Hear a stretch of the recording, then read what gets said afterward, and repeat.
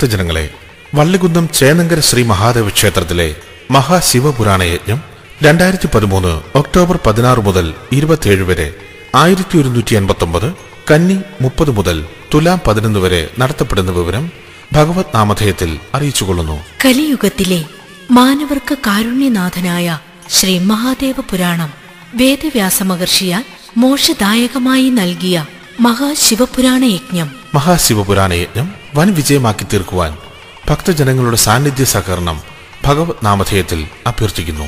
ചേന്നങ്കര ശിവക്ഷേത്ര നടയിൽ പ്രദോഷ പൂജ ചെയ്തു മടങ്ങി ശിവനും ശിവയും ഒന്നായി ചേർന്ന പ്രകൃതീശ്വരന്റെ തിരുനടയിൽ.